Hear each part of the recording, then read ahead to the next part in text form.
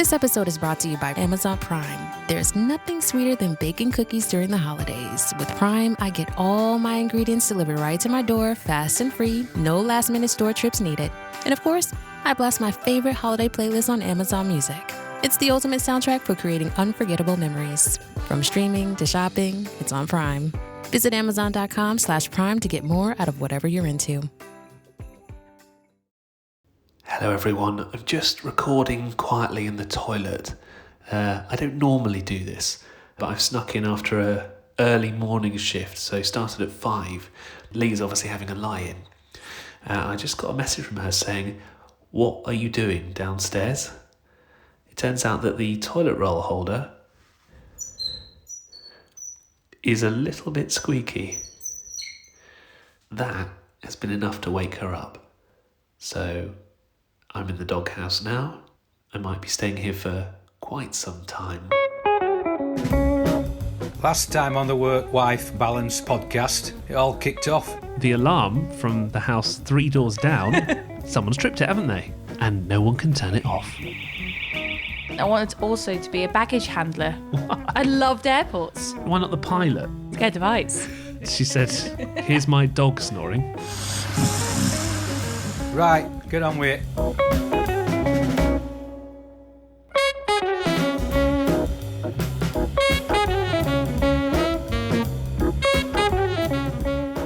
Hello, everybody. We're back. I've got some big news. Big news. She's pregnant. No. We are in Forbes magazine. That's even better. I know, right? A lot of people loving the symphony from last episode, by the way. I love it. Someone suggested, because the road that we live in ends in the word park, that we should call it Park Side of the Moon. And that's good. I think that's really good, isn't it? That is good. We're going to have that. Can I just say, I'm sure our neighbours don't listen to this, right? But there's a dog next door, right? And I've been waiting to record it Because it does this other noise, doesn't it? It does this thing, right? Forgive me, okay? But it honestly sounds like this.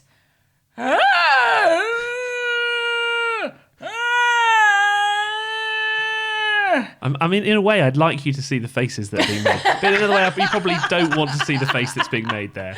I think it's one of those... Whining dogs. No, hang on a sec. No, hang on. You think you have a breed? Oh, a French bulldog. What, making that noise? Yeah, so next door, they have a French bulldog. What happens is, it doesn't just cry. They leave their bathroom window open, and it cries next to us. Which is next to our bedroom. And I know for a fact that it stands on the toilet and wails out of the window. Yeah, but where's it learnt that from? You. Leigh decided to spill water on our studio. Oh, yeah. Well, he did such a nice thing. So I came home from a double shift. Occasionally you do a night time and then you do a daytime following it. And it's absolutely horrendous. And I came home and Leigh said, I've made this really nice dinner for you, which is a shocker in itself because you're not normally a dinner maker. No, not normally, but I felt really bad because I got really drunk at the weekend and you had to kind of... Look after you, Look after me, yeah. That's a polite way of saying it, yes. So I thought I'd make you a really romantic dinner. Yeah. I made my signature dish. French onion soup, because everything else is either baked beans on toast or microchips, or do they still do microchips actually? Microchips? Microchip. So posh. Microchips. That's something we didn't have in the South. Oh. We had McCain's oven chips. Not even heard I of bet they're not microchip. actually called that, are they? No, let me show you. Go on, yeah, you show me a picture of microchips and I'll believe it. when I see it. Microchips. There you go, look, McCain's microchips. Oh yeah, take it And back. what you do is, they come in a box, put them in the microwave for 2 minutes, put loads of tomato ketchup in, dinner's served. Bosh. Dinner is... Why didn't you do that instead of what you... Because I thought I'd make an effort. But you did really well. The food was so nice. And as it was all going out onto the table, just a little bit of water spillage right into the studio box where everything's kept under the table. So if this podcast Sounds episode different. sounds rubbish, just blame the water. This is the Work-Wife Balance podcast with my daughter Leigh and our Chris. What's she doing? What's wrong with the Hoover? Well, it's full of Bailey shit, so I can't be bothered to empty it. You're just going to keep doing it like that? Yeah, it still works. It doesn't annoy you? Well, no, because it's less effort to do it like this than to empty it. Will you empty it? No, I'm too busy. I've done cooking as well as cleaning this week. It's been remarkable. It's been a really very much a one-off. Did it shock you? Yeah. Anyway, to make the house better, I just thought I just won't clean it. I just buy loads of plants. I mean... It's getting bad though, isn't it? It's like the Amazon rainforest in this house. So every time I turn around, I bump into another plant that you've just put down. Why are you buying so many plants? Why are you naming all the plants? Maybe it's a cry for help. What are you trying to say? I'm not eating enough vegetables. Here's some green things. If I think it looks messy, I just buy another plant and shove it there. And it's like, oh, well, it's tidy now. To cover the mess. So in this, where we're recording the podcast now, how many plants can you see? 1, 2, 3, 4, 5, 6. That's not too bad. No, what do you mean it's not too bad? That's a problem. What I don't understand as well is that you had a plant in the corner and one next to the telly and one over there and one over. And then you decided that actually that wasn't enough space usage. So you found a way of hanging the plants. Looks nice though, doesn't it? Off of the ceiling. What's next? What are you going to do next? They're going to be one in my guitar. Suddenly a plant's going to appear. Well. In the studio. Well, it makes me happy. And they've got names. Go on, tell me the names of the plants in this room. Well, Terence is over there. Why Terence? It looks like a Terence, Looks like a Terence, doesn't it? What else? Steve. Steve's the original, the OG. He's the original, Steve's but he's dying. Steve's... Do you know what's propping? I can't. Do you know what's propping him up? The telly. So don't move the telly. Oh, I see. Otherwise, Steve dies. Steve's leaning on the telly. And they're just tulips. They haven't got a name. Well, they won't be lasting long, will they? I mean, have you got a problem? I think it started when lockdown began. Yes, it did. In March last year, because I met a friend who sells plants, and I thought, No, she wasn't your friend before. She's become your friend because she sells you plants. But the problem is that now I just keep buying plant upon plant. Yeah, upon I know. That's what I'm telling upon you. Plant upon plant upon plant. I'm saying, what's your problem? Why don't you like the plants? I like 5 or 6 of them, but when we've got 15 or something now. Although one died the other day. What happens when the plant dies? I don't look. Put it in the bin. But have you noticed that everyone's buying plants these days? Even mum and dad? G-Dog has been planting He's been potting plants outside. Well, they've got loads of really small ones, and I said to them, "Are you naming the plants?" And they went, "Yeah, 1, 2, 3, 4, 5." I was like, that's not. Do you know what? We can hear some of your mum potting the plants. Do you want to hear that? Go on then. See your dad with his green fingers. We decided to do his own seedlings this year. Right, we've finished, done them all, and here they all are. All starting to grow, ready for the garden, if we can keep them alive. I love my mum. Like every time I can sense a butt coming No, already. no, This is great. No, it's nice because every time she sends a WhatsApp, she always likes to narrate it, doesn't she? Like David Attenborough, but for potting Mums. plants. Like with the candle. Do you remember the candle? From episode 1. Do Yeah. I remember the candle? Yeah, Where's and- our candle, by the way? It hasn't arrived Still yet. hasn't come, has it? Anyway. Anyway. So that about your mum, that's nice. She's getting your dad to pot plants. That's how they spend their weekend now. I mean, when it comes to married couples, They're the ultimate, aren't they? got it right, haven't they? Aspire to be them. what does my dad say? Happy wife, happy life. There you go. My main question, though, and I think I need a bit of backup here from fellow humans, is naming plants normal and is having 16 plants normal? I just need to know that. I think naming plants is normal. Okay, if people have plants that they've named, Yeah. I want to know what the names are and why. Right. On Instagram this week, I'm going to put a picture up of all the plants with their names. At Work Wife Balance Pod on Instagram. You'd laugh if your arse were on fire. So we did an interview in the week with Tony Fisher off of BBC Essex. Thanks Yeah. for having us on. A lot Yeah. of fun to talk to him. He was talking all about, the podcast and he was enjoying listening. And then he went, I love Gary Milner. What is the podcast? What is the podcast? I love it. He does say that. It's perfect. Hey, Tony, so you've free got for voiceovers. anytime, love. I know worries. I was like, oh, great. Another fan of Gary. Everybody loves Papa Milner. Getting too many comments about Gary. But I think what that's telling us is that people want to know more about Gary Milner. They want to know think more so. about the voice of the Podfather. So Wow, the Podfather. you got to tell us what was he? that. That's going to be his own podcast. What was he like when you were a little kid? Tell me about Papa Milner. Great dad. Absolutely Great dad, still is. What did he do wrong? He hasn't just abandoned me. No. He always used to call me his little mate, which was lovely. We used to do everything together.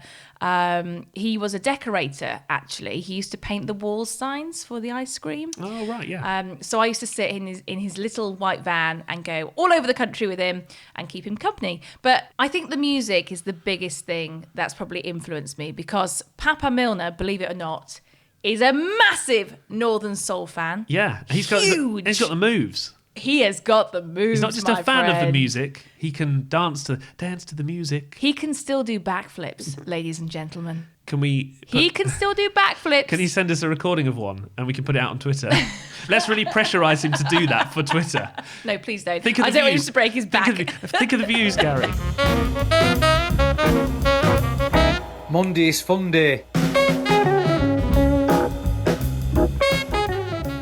Northern Soul, oh God, I must have been about in my late teens, 19, 20, and he took me to my very, very, very first Northern Soul do together. And it was in Skegness, and it was a weekender, and I'd never seen anything like it in my entire life. Well, did you know what to expect from a... Because I wouldn't have any idea. I knew about the music because growing up, my dad would always play Northern Soul in the car and at home and when he got in drunk. No, only the weekends. And so I knew the music, but I'd never seen Northern Soul dancing up close and personal. I rocked up in like a miniskirt, high heels, and my dad looked at my outfit and was like, okay, you know you're going to a Northern Soul do. Yeah. High heels aren't the best choice. I didn't quite get it. I was like, what? You think that'd be fine? Night out in Skegness. Yeah. If you ever see Northern Soul dancing, you don't go in high heels. No. You go in something that slides, not that bump and grinds.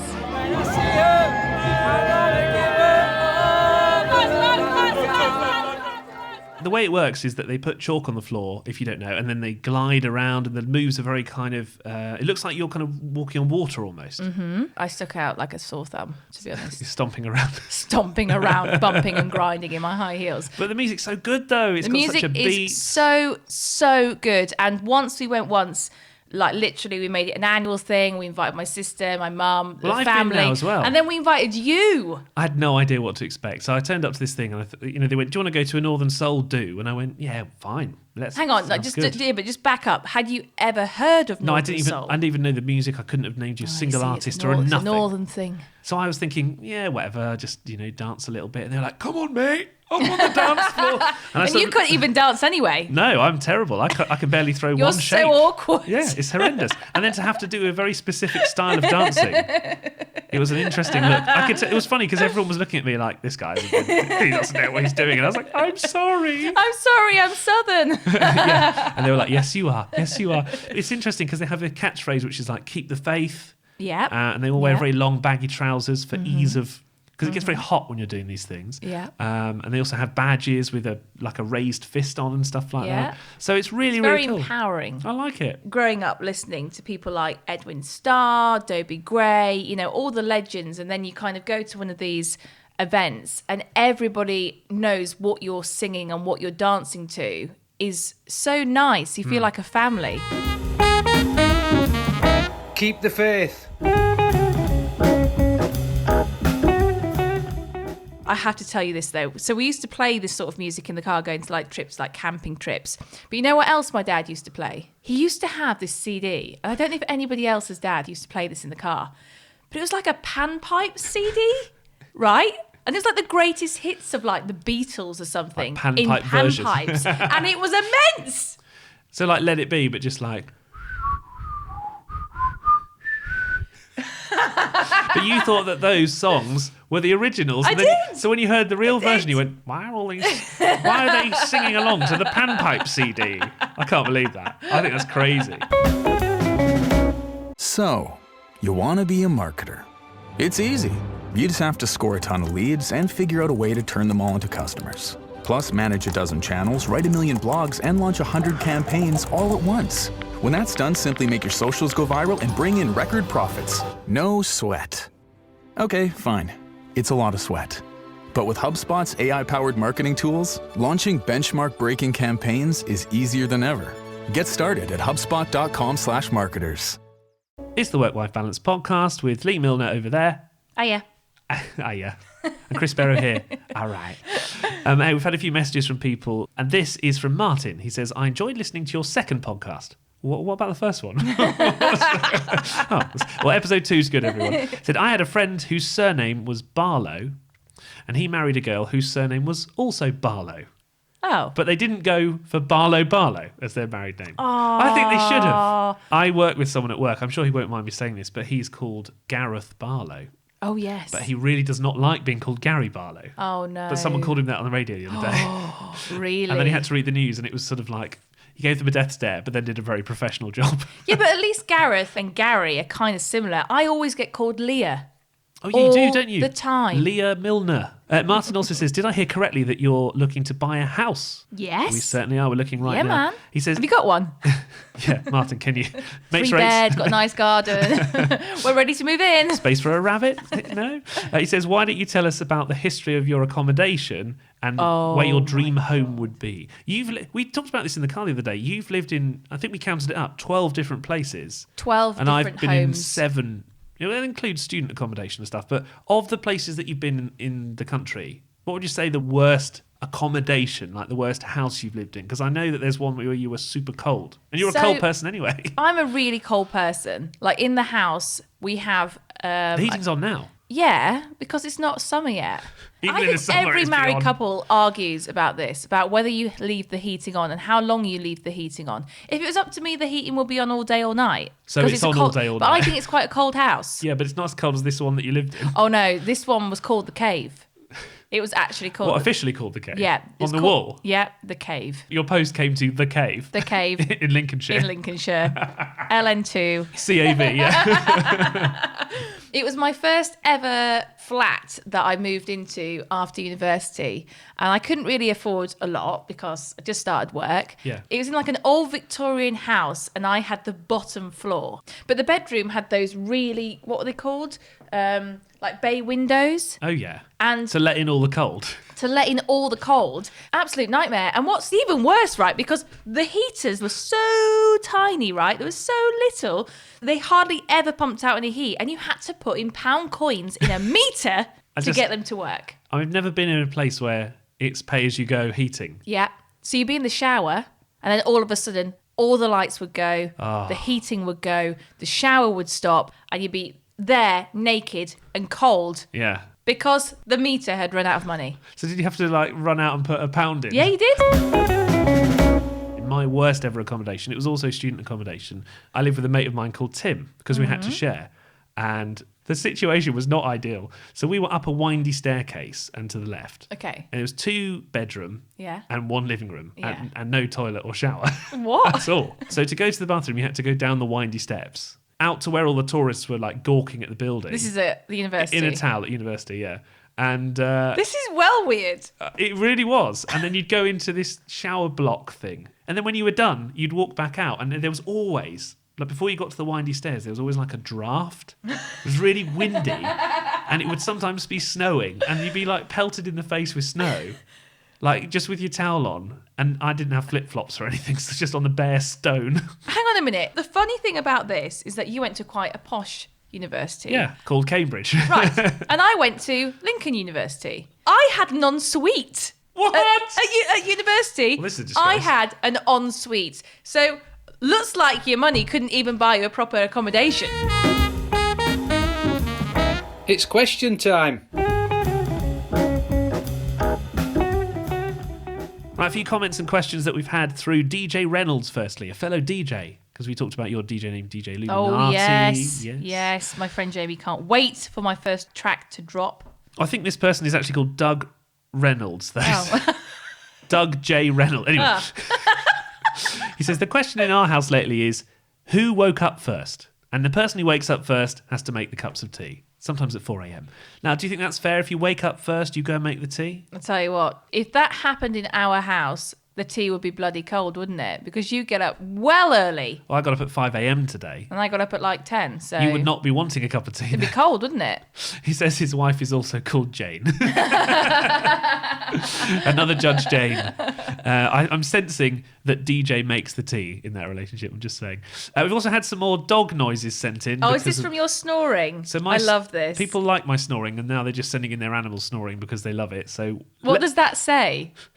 We talk about your snoring, but then everybody sends in their dog snoring. Beasts and wild animals snoring. So, yes, I wonder which one. Your friend Nina has been in touch. Oh, shout out to Nina. She's got a new dog. So cute. It is cute, to be fair. Yeah, she's got a King Charles Cavalier called Shiloh. I've met Shiloh. The cutest very well behaved. Very well behaved, yes. Very. But she had another dog that I think she looked after called Lady Penelope Popcorn, a.k.a. Poppy. I was going to say, that dog must be like, please call me Poppy. I can't go by this Lady Penelope Popcorn rubbish. And that dog used to snore like this. I mean, it does sound very similar to Chris. It does sound very... I like the name Lady Penelope Popcorn. It's actually grown on me during the snoring. Do you like it? What do you want to call your dog again? When you get Buddy. You want a dog and you want to call it Buddy? Yeah. If I was going to have a dog, it would have to be called something ridiculous like Captain Pugwash or like... We're not getting a pug. Why not? No. Stop trying to slide that in. We're not getting a pug. They can't breathe. No. And I can't breathe. And I'd rescue one, obviously. We're getting a Cocker Spaniel or a Golden Retriever. Called Buddy. Depending how big the house is. What about the General? Can I call it the General? No, you can't call it with anything with the in front of it. What's wrong with you? No. No. Fine. Also, David says...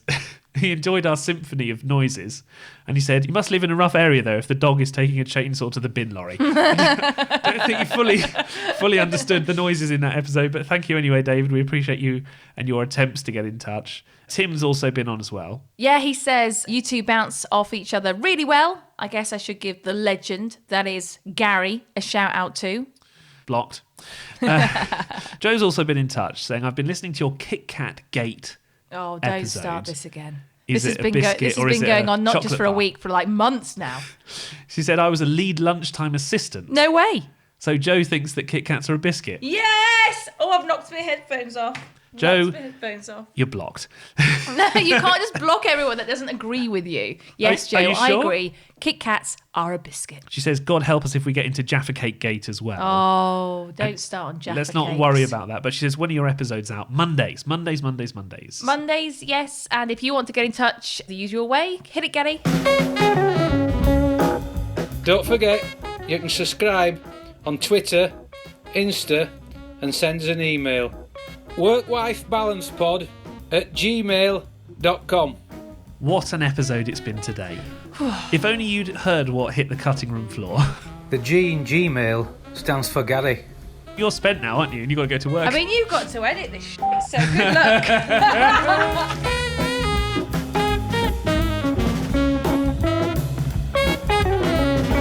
Lads. Are you tired of seeing your teen or young adult struggle on a path that clearly isn't the right fit? Is your teenager confused about which direction to take after high school? The future of work is changing rapidly, and our kids need to know all of the options available after high school so they're empowered to make the choice that is best for them. In each episode, we explore the latest trends that are shaping the opportunities of today and tomorrow. I'm your host, Betsy Jewell, and this is the High School Hamster Wheel Podcast.